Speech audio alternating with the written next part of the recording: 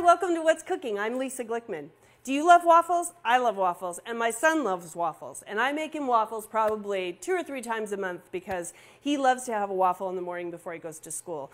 And I love to make homemade waffles. Now, the great thing about these waffles is you can make a whole batch, and then they'll go in the freezer or the fridge, and you can put them in the toaster oven during the week. So even though this might look a little complicated, it's not. It's really, and this is the most delicious waffle, you won't believe it. I'm using some spelt flour along with my white flour. And spelt flour is a form of whole wheat flour. It's an ancient whole wheat flour, and it's got a little nuttier and sweeter taste to it than just regular whole wheat flour. So you're going to love this. And then we're using some buttermilk and then some browned butter for this really nice, nutty, wonderful flavor. So I'm going to start by making a little blueberry syrup. So in this pan right here, I have some sugar and some butter that I've melted and just kind of turned it into a caramel. And so I'm going to take half of my blueberries and I'm going to dump them right into here and just let those sit. And what's going to happen is those blueberries are just going to break down and get really nice and soft. So we'll just let them sit and hang out. I'm going to turn up my heat to about medium,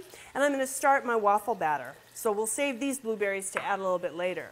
So we're going to start with our dry ingredients, and we have our regular white flour, our spelt flour, then we have a little bit of salt, a little bit of baking soda, and a little bit of sugar. So those are our dry ingredients, and we're just going to mix those around, give them a nice mix, and make them all incorporated. And now to this, we're going to add our wet ingredients. So here I have my buttermilk, and I have 2 eggs. I've got the yolks in here, and I've got the whites over here, which I'm going to whip up a little bit and put them into the batter at the very end. So here's the buttermilk and the egg yolks. And then I'm going to add a whole bunch of vanilla, like a whole tablespoon of vanilla. I love the flavor of vanilla in my waffles. So there are our wet ingredients, and we're just going to go ahead and add these right to our dry ingredients and give this a nice mix. Now, you never want to over-mix waffle batter. You just want to kind of get it mixed together and have it all nice and smooth.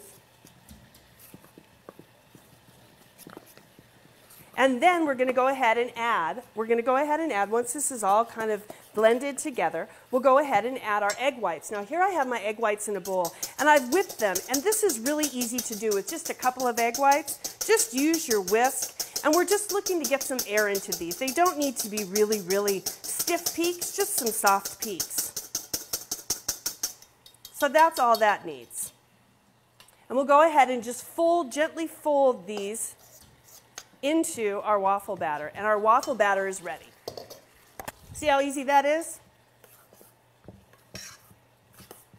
We're just folding this gently into here, just get those egg whites incorporated. Look how pretty that is. And the buttermilk, I can smell the buttermilk. Oh, and I almost forgot our brown butter. We're going to add this 2 tablespoons of brown butter. Now, brown butter has just been in a pan, and I've just got a nice, nutty, soft brown to it. Not burning it and not doing it really quickly, just not making it nice and brown. Look at how pretty that is. See the color of that? Just a beautiful caramel brown. I love that. That's going to add such a great flavor to this waffle.